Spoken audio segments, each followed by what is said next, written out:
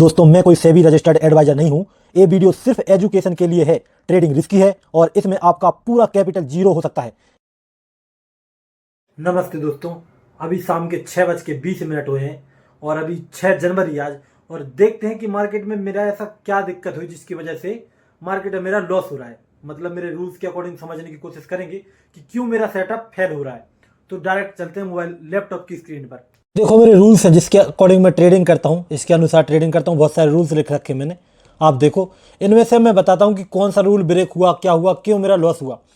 एक देखो ये यहाँ पर रूल लिखा है, रूल नंबर 4। वैसे तो बहुत सारे हैं लेकिन इस पे नंबर में मत जाना। जिसको अच्छा प्रॉफिट नज़र आ रहा हो उसको टारगेट नहीं करना डायरेक्ट। अब मैंने ऐसा रूल बना रखा है, इसका मतलब क्या है अब चार्ट पे बताता हूँ मैं कि इस रूल का क्या मतलब है। ठीक है, यहाँ पे देखो हमारा 2 दिन लॉस हुआ ना मार्केट में। अब मार्केट में हुआ क्या था कि देखो यहाँ पे मेरा बाइंग का प्लान था। एक ऐसा चार्ट है, 5 जनवरी का चार्ट है। ठीक है, यहाँ मेरा बाइंग का प्लान था, लेकिन हुआ क्या, हुआ ये था मार्केट में कि देखो जिसने ऊपर सेल किया होगा, मैं ऐसा मानता हूँ जिसने यहाँ पे सेल किया उसको यहाँ पे 300 पॉइंट का प्रॉफिट दिखने लगा। तो मैं 300 पॉइंट को क्या मानता हूँ कि इसको अच्छा प्रॉफिट दिख रहा है। मैंने सोचा इसको अच्छा प्रॉफिट दिख रहा है तो इसको मार्केट टारगेट नहीं करेगा। टारगेट करना क्या होता है कि मार्केट इसके आसपास तक नहीं जाएगा या फिर उसका ब्रेकआउट नहीं करेगा। इसके आसपास तक नहीं जाएगा या फिर ब्रेकआउट नहीं करेगा, दो चीज़ हो जाती। तो मैं इस तरह का मान के चला कि ठीक है इसका ऊपर नहीं जा सकता। तो मैंने सोचा अगर थोड़ा बहुत ऊपर चलेगा भी सही, मान लो ऊपर चलेगा थोड़ा बहुत, यहाँ से हो सकता है मार्केट थोड़ा बहुत होल्ड करे और वापस नीचे गिर जाए। क्यों गिर जाए? क्योंकि प्रॉफिट में आ चुका है, मैं उसको टारगेट नहीं करता। मार्केट ने क्या किया, उसको टारगेट तो नहीं किया लेकिन रिट्रेसमेंट दे दिया, इसको रिट्रेसमेंट दे दिया निकालने के लिए। अब रिट्रेसमेंट में बैठा रहा मैं। और ऐसा नहीं कि मार्केट में जो गलत चला मेरा, जो जिसको टारगेट नहीं करना था उसने क्या किया, देखो मार्केट को घुमाया तो सही। देखो ना यहाँ पे सेलिंग देखो आप कितनी अच्छी हुई, देख रहे हो सेलिंग बहुत तेजी की हुई मार्केट में। मतलब मैं सही था लेकिन मेरे रूल्स भी सही थे, ठीक है, और इसके अनुसार मैंने ट्रेड भी करने की कोशिश की मेरे रूल के अकॉर्डिंग, लेकिन मार्केट में रिट्रेसमेंट में निकल गया मैं। तो गलती क्या होगी कि रिट्रेसमेंट हो गया। अब मैंने अगले दिन क्या किया कि मैं क्या करूँगा, यहाँ पे प्लान था मेरा काय का, यहाँ पे तो प्लान ही नहीं था कोई।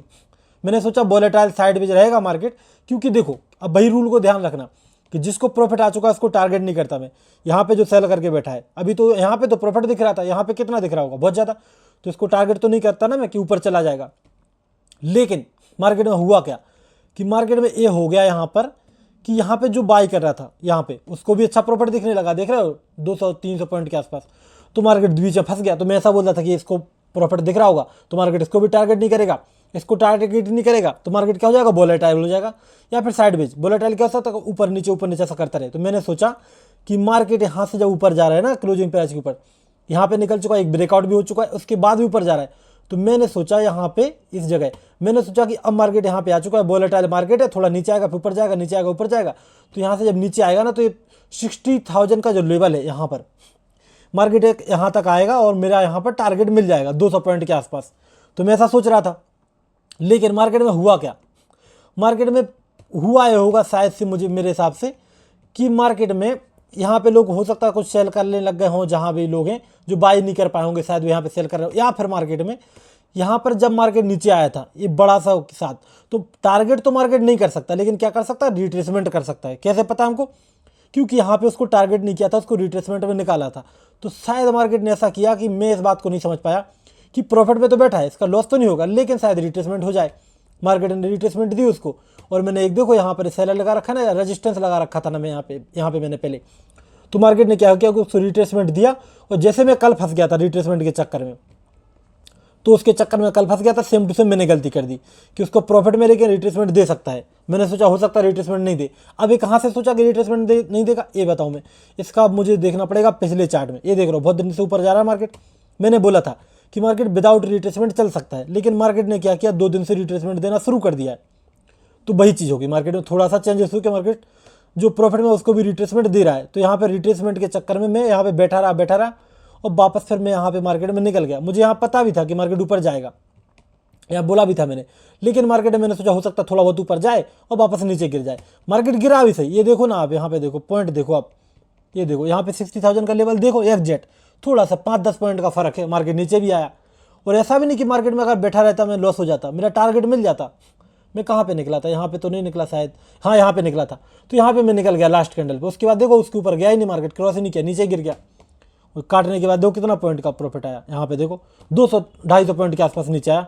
तो ऐसा हो गया। तो मेरा दिक्कत क्या थी इसमें कि मैंने क्या सोचा कि जो प्रॉफिट में बैठा उसको टारगेट नहीं करूंगा, लेकिन मार्केट ने उसको टारगेट तो नहीं किया, लेकिन रिट्रेसमेंट में निकाल दिया।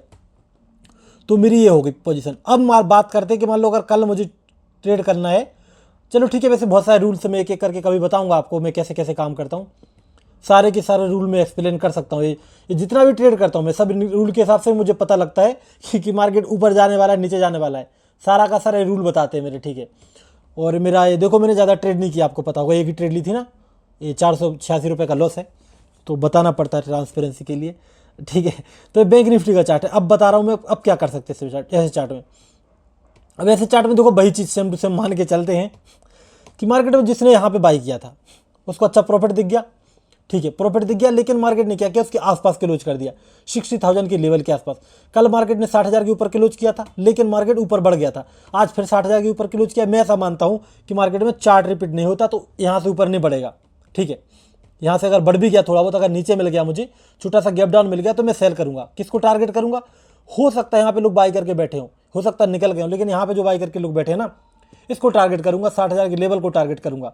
लेकिन इसमें एक दिक्कत है इस चार्ट में, क्योंकि देखो यहाँ पे वही चीज़ मैं बताता हूँ एक बार फिर से, यहाँ पे हाँ कि मान लो मार्केट में वही बात करते हैं कि यहाँ पे अपर साइड जो सेल करके बैठा है उसको प्रॉफिट कितना दिख रहा है, 300 पॉइंट के आसपास प्रॉफिट नजर आ गया, लेकिन मार्केट उसको रिट्रेसमेंट में निकाल चुका है। देखो यहाँ पे सेलिंग फिर निकाल दिया, फिर निकाला, फिर निकाला, फिर निकाला, तो बार बार निकाल रहा है उसको। अब तो निकालने के हिसाब से ऐसा मान लो कि जो यहाँ पे बैठा है ना ऊपर साइड उसको रिट्रेसमेंट दे चुका है, एक बार, दो बार, तीन बार, तो इसको अब मुझे लगता है कि अब तो इसको रिट्रेसमेंट नहीं देने जाएगा। अगर ऐसा हो जाता, मान लो एक बार के लिए मैं बताऊँ आपको, अगर ये मार्केट में डायरेक्टली मूवमेंटम हो जाता है ऐसा, तो फिर हम क्या, जो 2 दिन गलती करी ना वो गलती नहीं करते, फिर हम क्या सोचते कि मार्केट पहले रिट्रेसमेंट देने जाएगा ऊपर, फिर शायद सेलिंग आएगी, तो हम क्या करते, या तो यहाँ पे बाई कर लेते और बाई करके मार्केट में अपर साइड के लिए पोजीशन बनाते, या फिर अपर साइड रिट्रेसमेंट का सेल कर लेते और फिर यहाँ पर सेलिंग की पोजीशन बनाते। लेकिन मार्केट में क्या हुआ कि साथ के साथ रिट्रेसमेंट दे दिया। अब इसको साथ के साथ आप समझ गए होंगे क्या बोल रहा हूँ मैं। यहाँ पे देखो ना, सेलिंग आई रिट्रेसमेंट, सेलिंग आई रिट्रेसमेंट, तो मार्केट रिट्रेसमेंट दे चुका है, तो मुझे लगता है अब ऊपर नहीं जाना चाहिए मार्केट को। यहाँ पर सेलिंग साइड का प्लान बनेगा मेरा, कहाँ गया चार्ट, हाँ, तो यहाँ पे सेल साइड का प्लान बनेगा, लेकिन इसमें एक दिक्कत है, अगर मुझे छोटा सा गैप डाउन मिल जाए तो सेलिंग करना मजा आएगा, मार्केट क्लोजिंग प्राइस के नीचे रहेगा तब तो सेलिंग करना सही है। अगर मान लो फिर भी मार्केट क्लोजिंग प्राइस के ऊपर जा रहा है, बढ़ रहा है ऊपर, तो फिर वो समझ में नहीं आएगा चार्ट में क्या होने वाला है, ठीक है। मैं यहाँ तो ये रेजिस्टेंस लगा रखा ना मैंने, इस तक तो मैं सेल करने का प्लान बना सकता हूँ, लेकिन इसका ब्रेकआउट हो जाएगा, मान लो 60,200 के ऊपर मार्केट जा रहा है, तो ऐसे केस में फिर बाई करने का ही प्लान रखूंगा मैं, ठीक है। यहाँ पे तो मैं सेल नहीं करूंगा क्योंकि मार्केट एक दिन वहीं से गिर गया, 2 दिन गिर गया, अगर फिर भी 60,200 के ऊपर जा रहा है मान लो डायरेक्टली, ऐसा नहीं कि मार्केट धीरे धीरे, मान लो होता क्या है, मान लो यहाँ पे मार्केट धीरे धीरे चलना शुरू करे तो फिर तो मैं सेल कर लूंगा, लेकिन अगर मार्केट एक ही कैंडल में ऊपर चला गया जैसे कि आज चला गया था, या फिर ओपन यहीं पे हो जाए, तो फिर मैं बाई कर लूंगा, 60,200 के ऊपर बाई कर लूंगा। अगर मार्केट में छोटा सा गैप डाउन मिलता है, छोटा सा गैप अप मिलता है, छोटा सा फ्लैट ओपन मिलता है, कोई अच्छा गैप डाउन मिलता है, तो ऐसे केस में सेल करने का प्लान रहेगा, क्योंकि अपर साइड जो सेल करके बैठा है वो रिट्रेसमेंट में बार बार निकल चुका होगा, मैं ऐसा मान के चलता हूँ। और मार्केट में जब नीचे क्लोजिंग की 60,000 का लेवल यहाँ पे थोड़ा ऊपर गया तो यहाँ पे बायर बैठे होंगे, इनको टारगेट करेंगे, जब तक कि अगर वो बायर अच्छे दमदार बायर होंगे तो वो बड़ा सा गैप अप दिला देंगे, अगर कमज़ोर बायर होंगे तो फिर यहीं को टारगेट करेंगे। तो ऐसा कुछ प्लान रहने वाला मेरा। तो फिर मिलते हैं कल के वीडियो में, और तभी तक के लिए धन्यवाद। और बस कुछ बचा ही नहीं बोलने के लिए।